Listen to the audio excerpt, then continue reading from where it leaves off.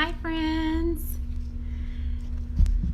So I hope that things are going well for your family, and I know that there have been a lot of changes this week that we're all still trying to get used to. We're trying to get used to them at our house too. We've been trying to stay at home as much as we can and do some activities here to try and keep us busy. I hope that you guys are finding some things for your families to do together. So today we are going to start off reading our book, and it is called Little Cloud by Eric Carle.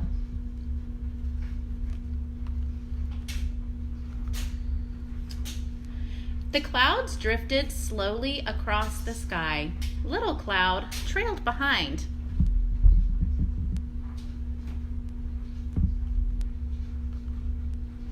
The clouds pushed upward and away.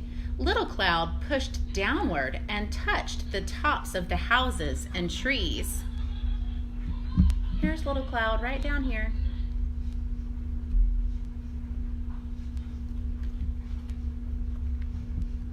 The clouds moved out of sight.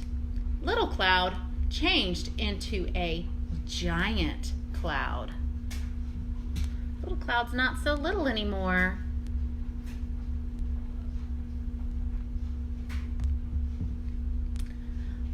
Little Cloud changed into a sheep. Sheep and clouds sometimes look alike. Little Cloud changed into a sheep.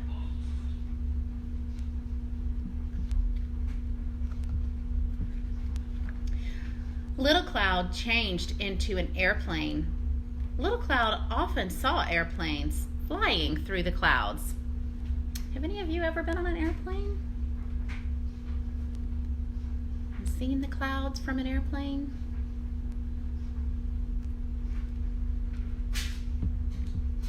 Little Cloud changed into a shark.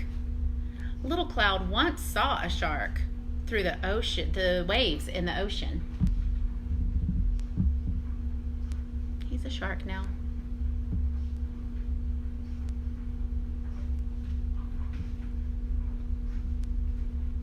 Little Cloud changed into two trees. Little Cloud liked the way trees never moved.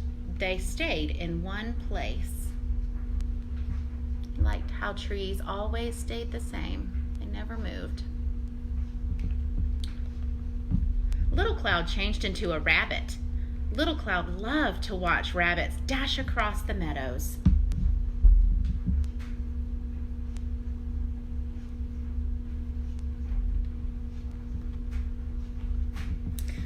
Then Little Cloud changed into a hat because, I wonder why. Little Cloud changed into a clown and needed a hat. Of course, a clown needs a hat.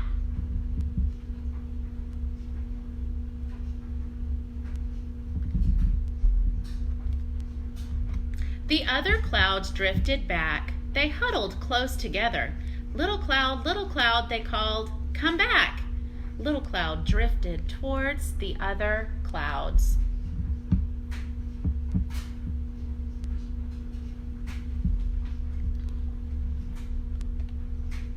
Then all the clouds changed into one big cloud, and it rained.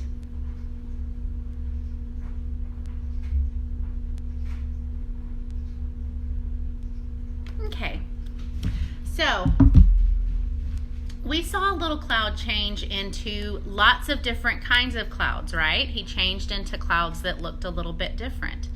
So today we are going to talk about some clouds. And let me flip this around. I have here, oh, it says that I can't do that, sorry. I have here my little slideshow. So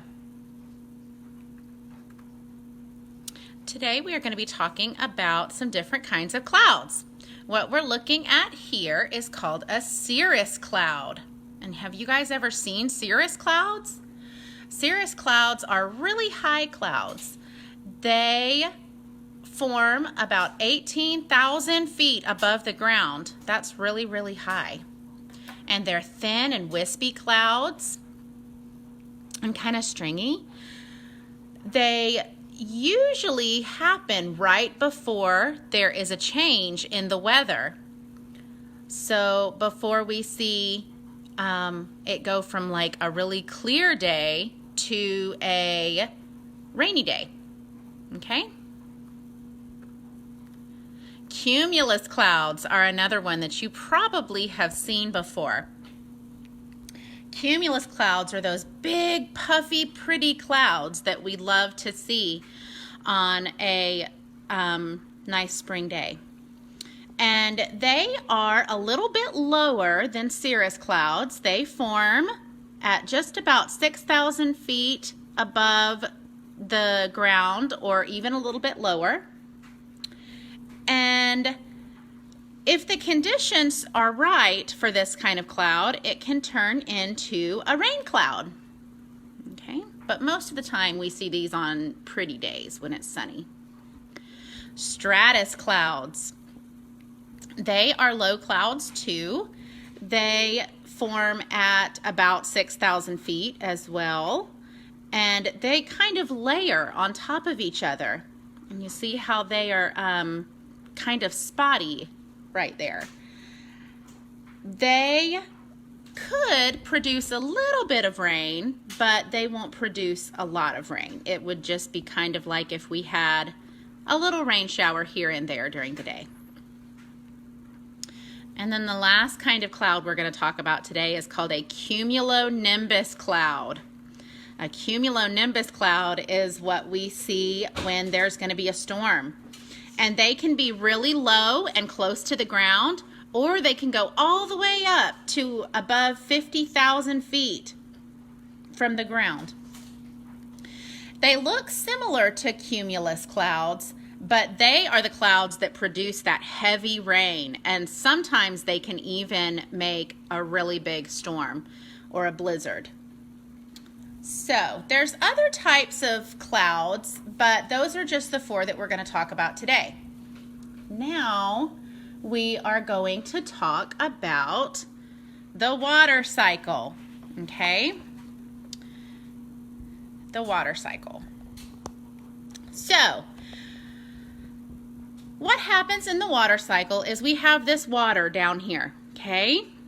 And the heat from the sun evaporates some of that water, and it comes up, and the heat mixes with the cool, and it makes condensation, which turns it into a cloud. Okay?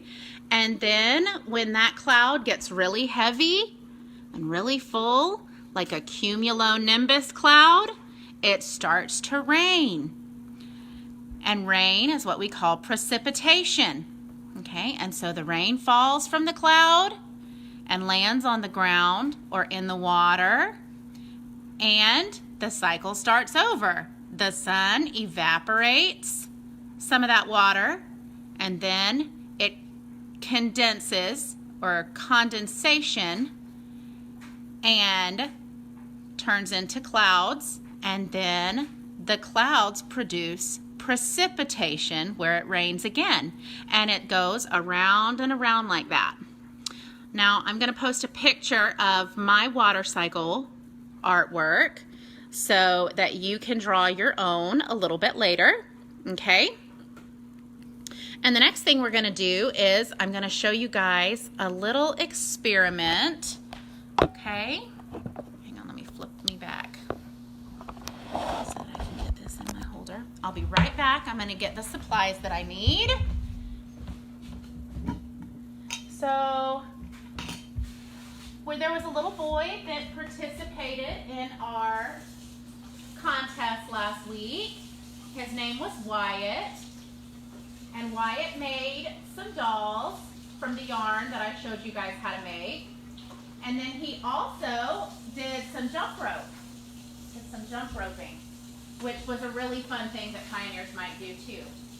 So you guys will get to hear more about the contest for the week in a little bit when I get finished with my experiment. So for my experiment, I have a jar of warm water. And this experiment would need to be done with your parents. Okay? This isn't something that you would want to do on your own. Make sure that you have your parents' permission to be doing this experiment, okay? And I also have some ice here. Now the water that I'm using is warm water just from the sink. I didn't want to use boiling water because I don't want for it to condense on the side of the jar. I want you to be able to see it condense inside the jar, okay? So I also have here some matches. This is why you need to make sure you have your parents' permission, okay? So, I have my jar here full of, it's about maybe a third of the way full with water. And I have my lid, and I have my match, and my ice cubes down here, okay? So, I'm gonna strike my match. Okay, and I'm gonna put it down in my jar, just like this, okay? And then I'm gonna drop it and cover it really quickly and put my ice on top, okay? So, I can start to see some of the cloud forming in there. Okay. We're going to give it just a couple of minutes.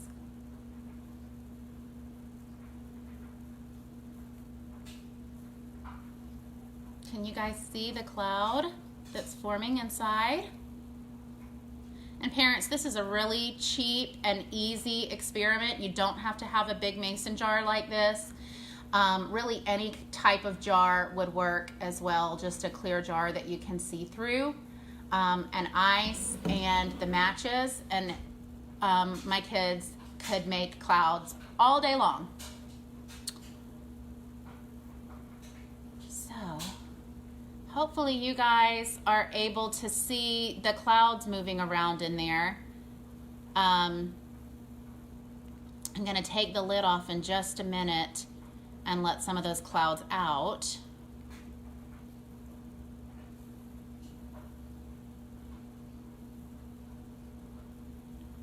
Okay. So,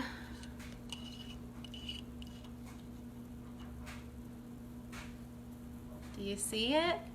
There's the cloud.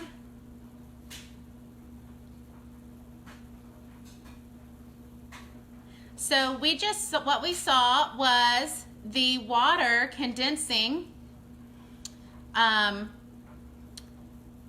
It didn't evaporate because we didn't, of course, have the heat to evaporate it that we needed from the sun, but we saw it condense, okay? And you can see all the little clouds drifting up, right? Okay.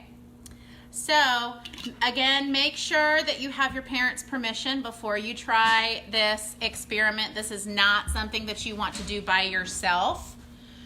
Okay? Now, our contest for the week. I know you guys are excited. Our contest for the week is that sometimes it's kind of easy to fall into the habit of just staying inside when we're at home and playing with our toys or playing on our games or watching TV. But really, it's really good for us to get outside and do some things outside sometimes. So what I want you to do is I want you to go outside. It's not a great day for it today. Although it's a beautiful day, there's not a whole lot of clouds out there. But when it's a nice cloudy day where you can see some of those cumulus clouds or some stratus clouds. I want you to go outside and look for shapes in the clouds. You can lay out on a blanket in the grass and look for things that you see that maybe other people wouldn't see. So I drew my picture of a cloud shaped like a butterfly, okay? And I want you guys to draw a picture of the shapes that you see and let us all guess what it is that you saw in the clouds. And if you have cotton and you want to use cotton to glue here for your cloud instead of drawing it, you absolutely can. But if you don't, you can also just kind of draw in with, like I used a little gray crayon to draw my little puffy clouds. And then you'll want to post your picture of your cloud under this video, okay? And a winner will be picked randomly on Monday, okay? So, as always, if you have any questions or any comments, or parents, if there's anything that you would like for us to talk about during Clover Buds, please feel free to send us a message on our Facebook page. You can also always send me an email. My email address is savannah.masters@uga.edu. So if you have any questions or comments or need anything, please feel free to reach out to one of us. And we will try to make this quarantine as fun and educational as possible. So thanks, guys. I'll see you next week.